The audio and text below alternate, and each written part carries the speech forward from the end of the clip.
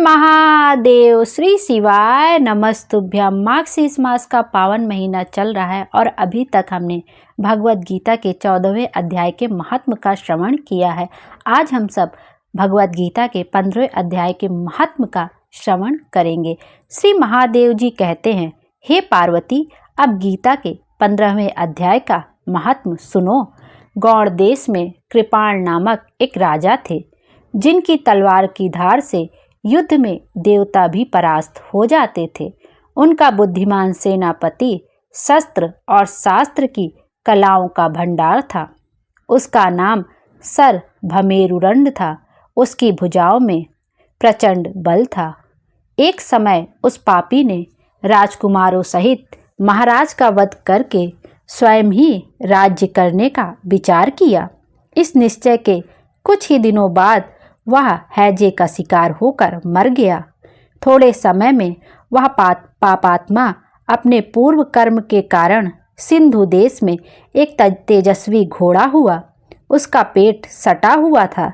घोड़े के लक्षणों का ठीक ठीक ज्ञान रखने वाले किसी वैश्य पुत्र ने बहुत सा मूल्य देकर उस अश्व को खरीद लिया और यत्न के साथ उसे राजधानी तक ले आया। वैश्य कुमार वह अश्व राजा को देने के लिए लाया था। यद्यपि राजा उस वैश्य कुमार से परिचित थे, तथापि द्वारपाल ने जाकर उसके आगमन की सूचना दी। राजा ने पूछा, किस लिए आए हो?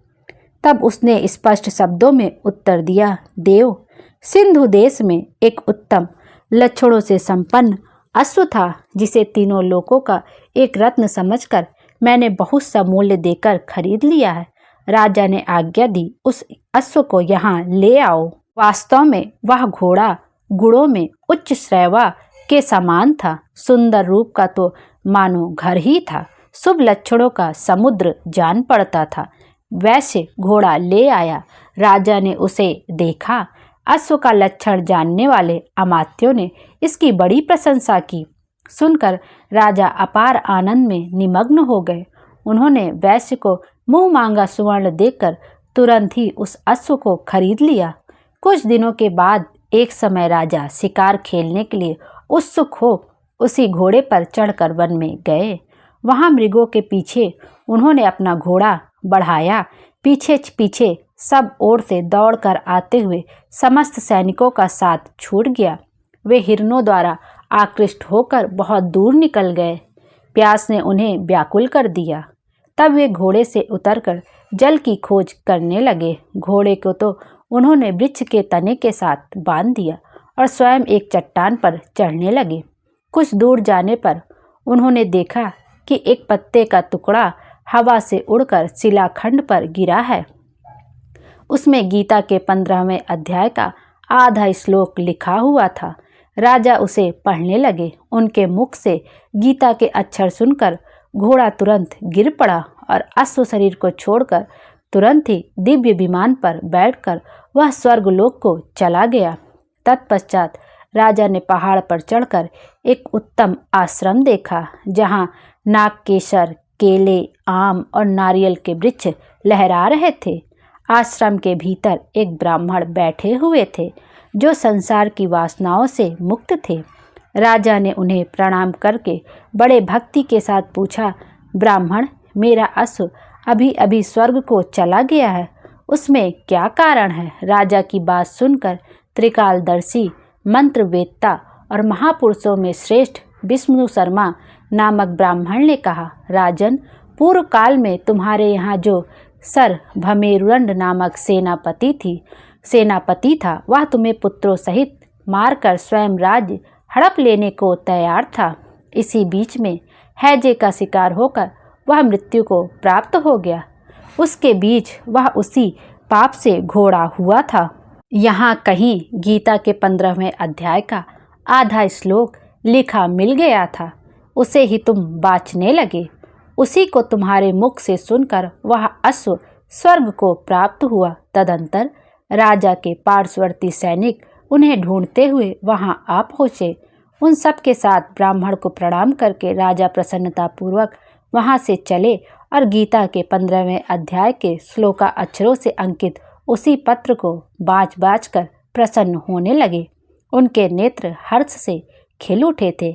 घर आकर उन्होंने मंत्रवेत्ता मंत्रियों के साथ अपने पुत्र सिंहबल को राज सिंहासन पर अभिषिक्त किया और स्वयं 15वें अध्याय के जप से विशुद्ध चित्त होकर मोक्ष प्राप्त कर लिया। इस प्रकार श्रीमद् भगवद गीता का 15वां अध्याय यहीं पर समाप्त होता है। आइए अब हम श्री कृष्ण जी की आरती का भी श्रवण कर लेते हैं। आरती कुंज बिहारी की, श्री गिरिधर कृष्ण मुरारी की। आरती कुंज बिहारी की, श्री गिरिधर कृष्ण मुरारी की। गले में बैजंती माला, बजावे मुरली मधुर बाला।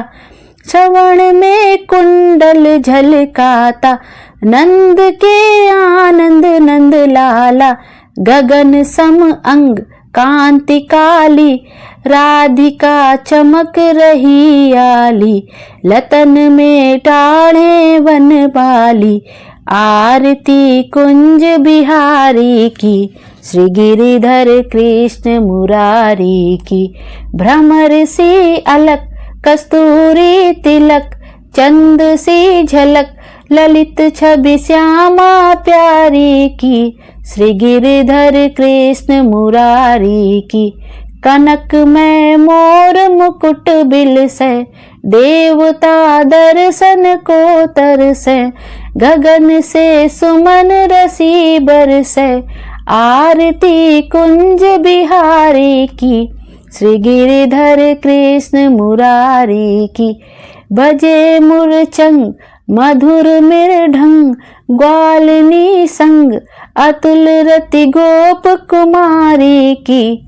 श्री गिरिधर कृष्ण मुरारी की। जहाँ ते प्रगट भई गंगा, कलुष कलिहारणी श्री गंगा। सुमिरण ते होत मोह भंगा, श्री कृष्ण आरती कुंज बिहारी की। श्री गिरिधर कृष्ण मुरारी की। बसी शिव शीस जटा के बीच, हरे अघ कीच, चरण छवि श्री बनवारी की। श्री गिरिधर कृष्ण मुरारी की। चमकती उज्ज्वल तट रेणु, बज रही वृंदावन बेनु। चहु दिशि गोपी ग्वाला धेनु, आरती कुंज बिहारी की। श्री गिरिधर कृष्ण मुरारी की। हसत मृदु मंद, चांदनी चंद, कटत भव फंद, टेर सुन दीन दुखारी की। श्री गिरिधर कृष्ण मुरारी की। आरती कुंज बिहारी की। श्री गिरिधर कृष्ण मुरारी की। बोलो कृष्ण भगवान की जय। आरती सुनने वाली की सभी मनोकामना पूरी हो। राधे राधे। श्री शिवाय नमस्तुभ्यम। हर हर महादेव। भोले बाबा हम सब की मनोकामना पूरी करे और हमारे जीवन को खुशियों से भर दे। Thank you.